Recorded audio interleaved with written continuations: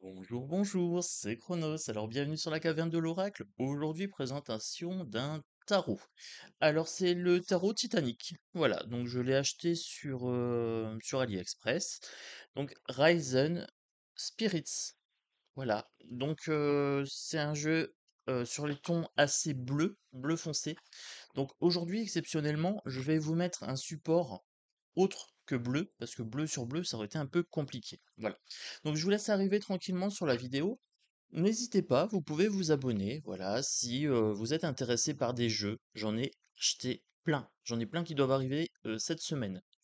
Cette semaine et la première quinzaine de février. Pour les gens qui me suivent régulièrement, merci d'être fidèles au poste.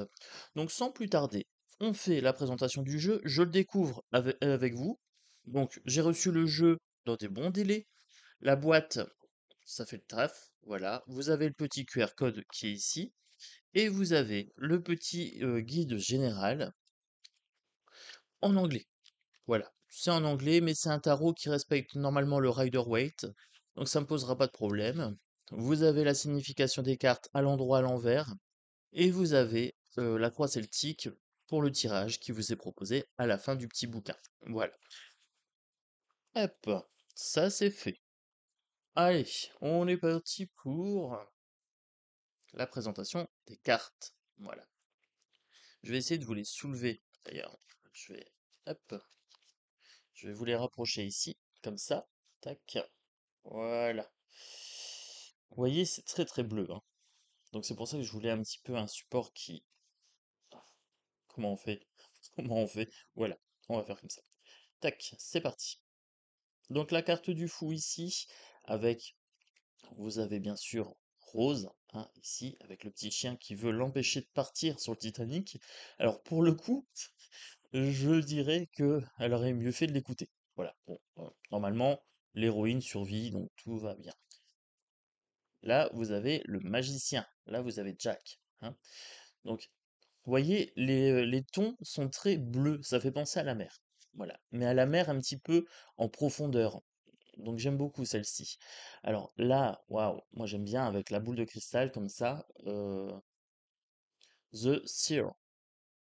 Donc la lumière, ou je sais pas, ou euh, je sais pas comment je pourrais la traduire.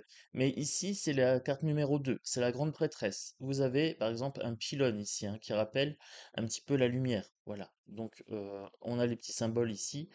Alors, c'est très, très entre les lignes. Il faut aller chercher un petit peu les détails. Je vous ai pas montré l'arrière, mais l'arrière est très sympa, endroit envers possible.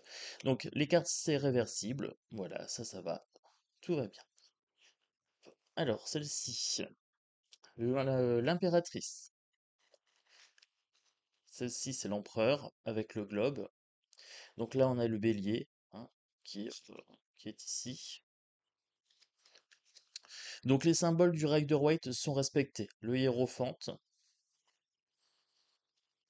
avec la croix. Celle-ci est très très belle, j'aime beaucoup. Les amoureux avec l'aurore boréale derrière qui ressort comme ça. Alors, les teintes, c'est assez uniforme pour moi, hein. C'est très très bleu. Donc du coup, bah, déjà, il faut aimer le bleu. Ça, c'est la première chose. Et après, j'espère que est-ce que ça change de couleur? Non, ça reste dans ce type de couleur-là. Voilà. Donc, vous voyez, là, je suis content d'avoir de la lumière, hein. Je suis content que ce soit bien lumineux chez moi, parce que les cartes sont un petit peu sombres. Alors, celle-ci, par exemple, c'est la force. Alors là, on n'a pas forcément... Ah si, on a une enfant avec la petite peluche et le lion. Voilà. Donc, vous voyez, c'est respecté. Mais ça me fait ressembler plutôt à un 6 d'épée, d'accord? Le fait de partir et de s'éloigner du danger dans le canot, ça me fait penser plutôt à un 6 d'épée. Là, on a l'ermite, le capitaine ici, hein, voilà. La roue, The Well, hein, la roue de fortune. Eh bien là, euh, on a la barre, hein, tout simplement. Voilà. À bâbord et à tribord. C'est parti. La justice. Alors là, la justice, je retrouve pas mes éléments des yeux bandés et de l'épée, hein, d'accord? Mais on a la balance qui est constituée par le corps de la dame et les deux plateaux sur le côté, d'accord? Donc là, la justice, ça serait de sauver les enfants. Donc il y a une logique. Le pendu, ici. La carte de la mort. Donc c'est un jeu qui est assez sombre en énergie, pas que en couleur. Je trouve que en énergie, il reflète bien le destin funèbre du Titanic pour le coup. Alors moi j'ai un côté ombre et un côté lumière, vous le savez, hein, je travaille sur les deux côtés. Je trouve ça très très intéressant de pouvoir justement avoir des jeux qui vont d'un côté ou de l'autre. Et donc ce jeu-là va vraiment beaucoup me plaire pour le faire le shadow work, hein. Voilà, le travail dans les ombres. La carte du diable, ici, très sympa. Moi, j'aime bien.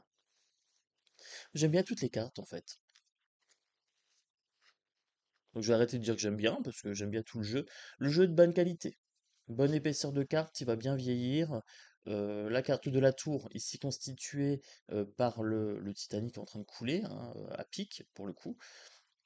Donc, destruction complète, ici, avec cette carte-là. Table rase du passé.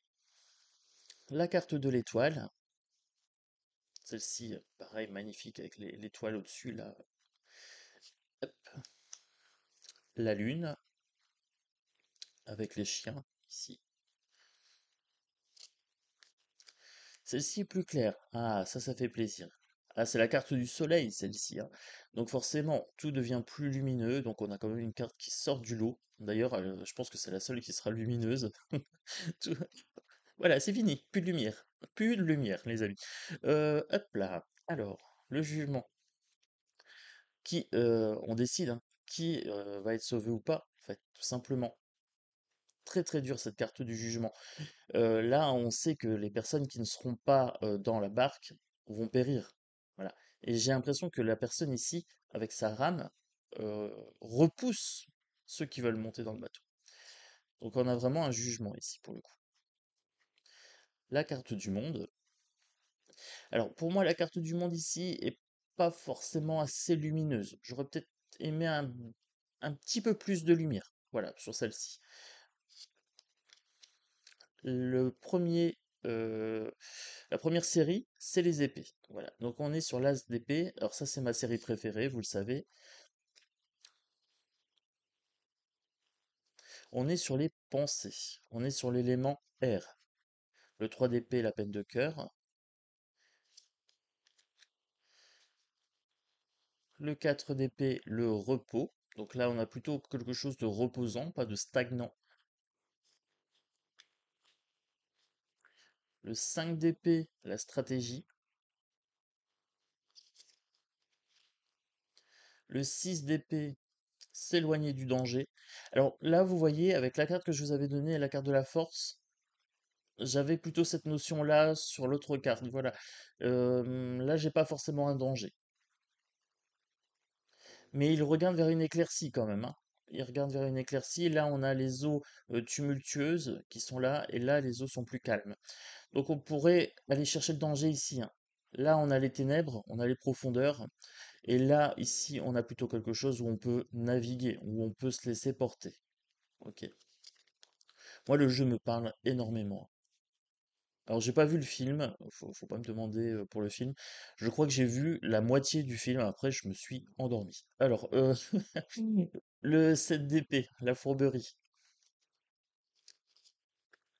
Le 8 d'épée, les cauchemars. Donc là, on a bien la posture où elle se tient les mains sur le visage, hein, ici. 9 d'épée, donc là, elle est réveillée, hein, elle a une angoisse. Elle a une main ici, là. Et le 10 d'épée, la mort théâtrale. Une seule épée aurait suffi, mais là, il y en a 10 plantées dans le dos. Donc là, on voulait vraiment en terminer. Le page d'épée est vraiment magnifique. Je sais pas, il a l'air serein, il a l'air bonhomme, il a l'air gentil. Voilà, je vous donne mes impressions. Celle-ci est vraiment très lumineuse par contre. Voilà, sur l'arrière. J'aime bien, j'aime beaucoup. Le chevalier, celui qui donne les nouvelles. Voilà. Ensuite, la reine. Les figures sont un petit peu plus aériennes ici, hein. Là, on a vraiment les nuages. Les nuages, c'est vraiment l'élément air. Donc là, je me retrouve bien dans ma famille des épées. Ensuite, on a les coupes. Alors, pourquoi les coupes sont dans le désordre? Je ne sais pas, les amis. Je ne sais pas. Alors, attendez. J'ai 8, 9, 10 pages. Chevalier, reine. euh, ok. Là, j'ai les bâtons. Je vais essayer de vous les mettre comme dans l'ordre. Ah, voilà. Mes débuts de coupe sont là. Un, 2, 3, 4, 5, 6, 7 de coupe. Voilà. Je vous ai mis les coupes dans l'ordre. Bah oui, il faut quand même que c'est un petit peu logique. D'accord? Voilà. Ça y est, si. On a quand même des cartes un petit peu lumineuses. Ça fait du bien. On avait cette impression étouffante au début du jeu. Et là, ça commence à revenir. Donc là, le 2, eh bien, on a les émotions, on a le couple, on a la relation. Le un, une nouvelle coupe qui est amenée ici par les vagues. J'aime bien, il y a un côté romantique à ce jeu. Voilà. Alors, je ne sais pas si vous le percevez, mais moi, je le trouve très, très romantique. Le 3 de coupe, la fête. Donc ça fait penser au moment où ils font la gigue euh, dans les cales du bateau, hein. Voilà. Le 4 de coupe, on boude. On boude. Là, on voit bien qu'on refuse une opportunité, quelque chose qui nous est présenté. Le 5 de coupe, on est triste. On s'apitoie sur ce qu'on a perdu. Voilà. Et pas sur ce qui nous reste. On n'est pas content qu'il nous reste deux coupes. Le verre à moitié vide plutôt qu'à moitié plein, cette carte-là. Le 6 de coupe. 6 de coupe, l'enfance. Là, on a des enfants. Voilà. On a des pitchounets et des pitchounettes. Hop. Le 7 de coupe, le choix illusoire. Le 8, on s'en va, on en a marre. Voilà, on tourne le dos, on fait une introspection et on veut quelque chose d'autre dans sa vie. Le 9 de coupe, on a l'aisance, aisance émotionnelle, voilà, on est satisfait. Et le 10 de coupe, le bonheur marital. Alors ici, j'aurais aimé un arc-en-ciel. Voilà. Pour mon 10 de coupe, j'aurais aimé un petit arc-en-ciel en plus. Oui, bah oui. Le page, eh bien, on retrouve le bonhomme. Bon, le premier me paraissait plus sympathique, mais celui-ci reste toutefois bonhomme. Ouais, j'aime bien. Allez, le chevalier. Enfin, chevalier de coupe. Des nouvelles émotionnelles. La reine, ici avec les sirènes derrière, hein, sur les gravures, sur les moulures. C'est très très sympathique. J'aime bien comment c'est amené en fait. Là, le chevalier. Non, le roi. Le roi, excusez-moi. Le roi. Le bâton qui est amené par les vagues, ici. On change de famille, as de bâton. Alors le jeu est en anglais, mais ça reste très très facile de traduire, hein. Voilà, alors maintenant vous avez l'habitude. Le 2 de bâton, on voit un petit peu, on tourne son regard au loin. Et le 3 de bâton, on se décide à partir. Voilà. Il y a une logique entre le 2 et le 3. Le 2, on se prépare, on a l'envie qui arrive. Et le 3, hop, on se lance. Voilà. Le 4 de bâton, ici, on a la demeure. Tac. Le 5 de bâton, le combat, le conflit. Alors, je vous répète régulièrement la signification des cartes, hein. Comme normalement, vous devez commencer à les mémoriser un petit peu, hein. C'est un petit travail qu'on fait entre nous. Alors, le 6 de bâton, la victoire. Le 7 de bâton, le fait d'être attaqué, seul contre tous. Ici, les bâtons sont tournés contre lui. Et là, il doit se défendre. Le 8 de bâton, quelque chose qui va vite. Alors là, j'ai une notion de mouvement, il y a plusieurs rames, d'accord? Donc les 8 bâtons rament pour faire avancer la chaloupe. Voilà. 9 de bâton. J'ai pas le côté blessé par le 9 de bâton ici. Voilà. J'aurais aimé peut-être un bandage ou quelque chose dans ce style-là.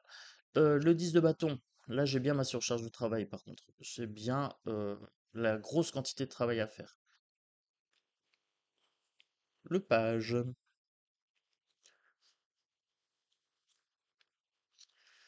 Le chevalier de bâton. Alors, celui-ci, j'aime bien, voilà, avec l'archer, hein. Et ici, le violon, hein. Bon, c'est très très beau, ça. Ça me donne envie d'écouter du violon, d'ailleurs. La reine de bâton et le roi de bâton. On passe sur les deniers, dernière famille. L'as de denier, nouvelle opportunité dans la matière.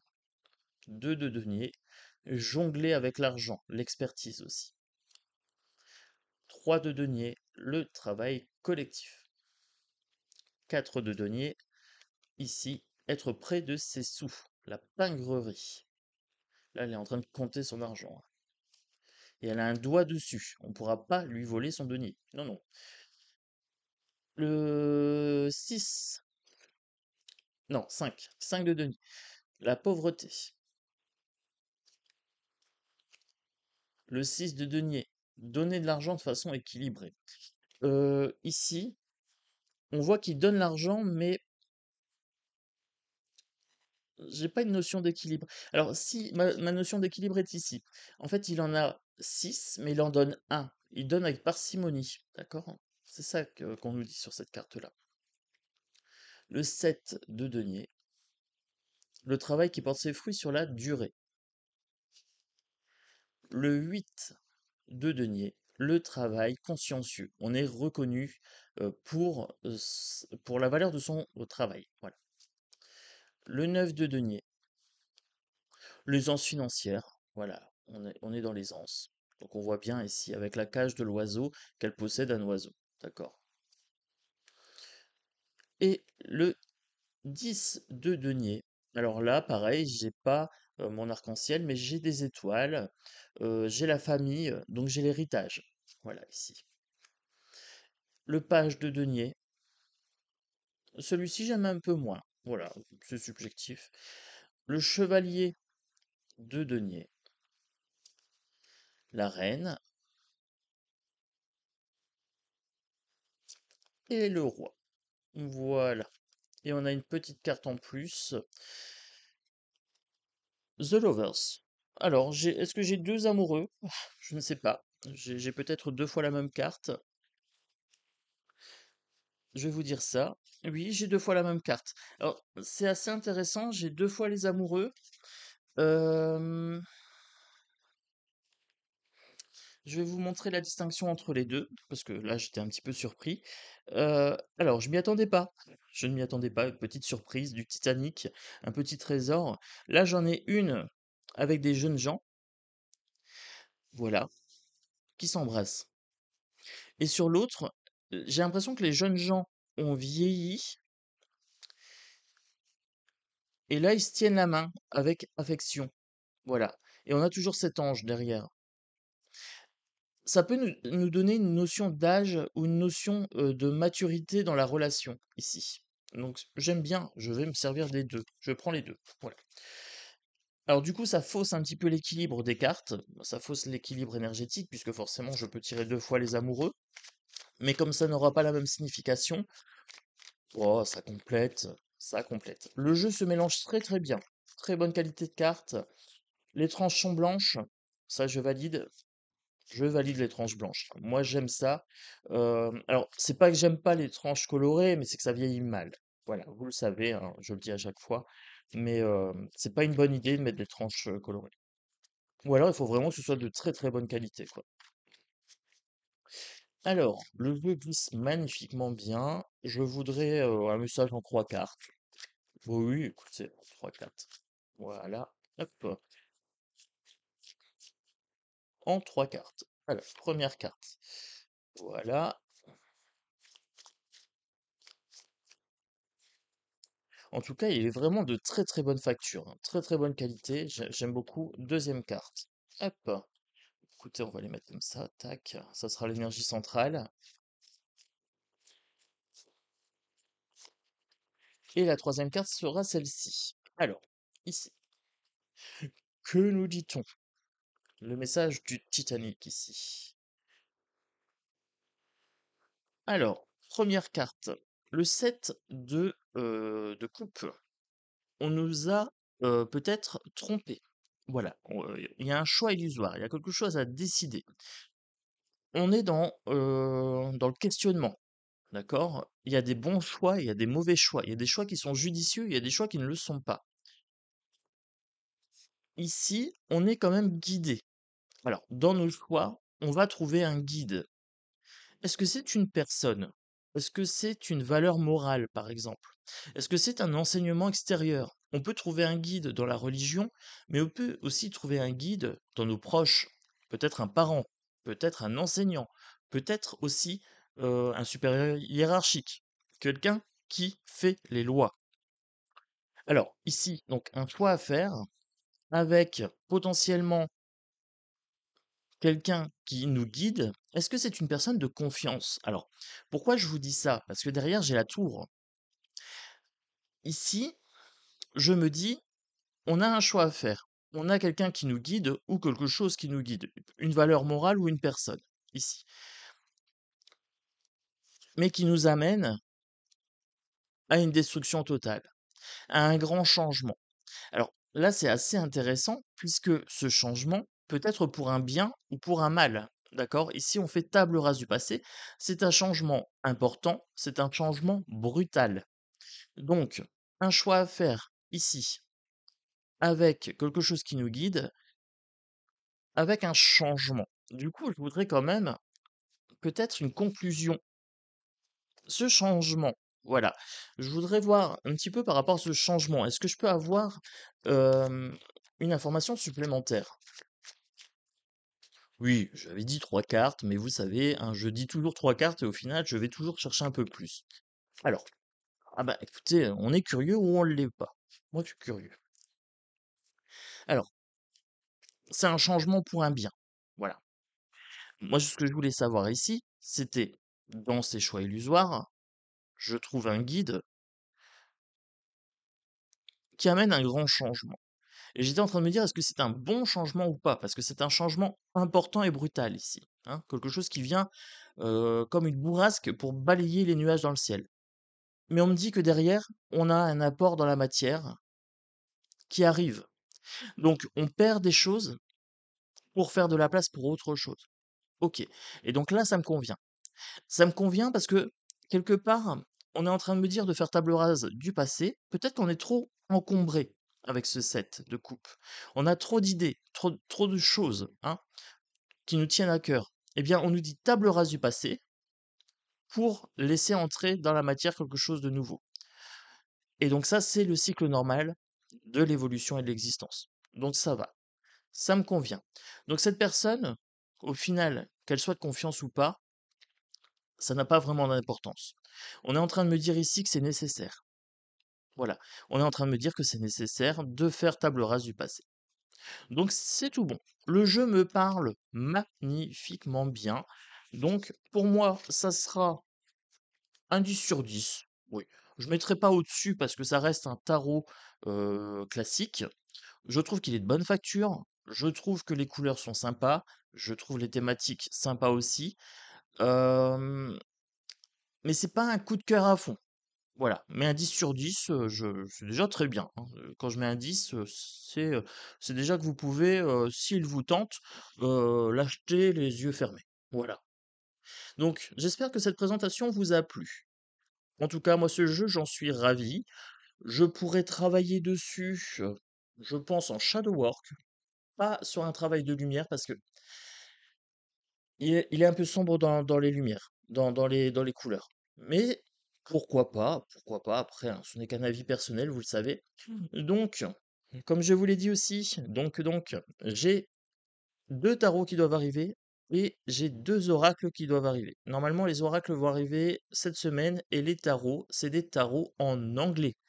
Alors, c'est des tarots que j'ai achetés sur internet, pas sur AliExpress pour le coup. Il sera magnifique ce tarot. Il y a un des deux, vraiment, j'en suis tombé amoureux. Je peux pas vous dire plus que ça, sinon je vais vous spoiler. Et puis, c'est un secret entre moi et moi. pour l'instant, mais je le partagerai avec vous très prochainement. Donc, faudra vous abonner. Faudra attendre que je reçoive le jeu. Mais alors, dès que je le reçois, celui-là, je vous le présente dans la foulée. Je vous fais des gros bisous.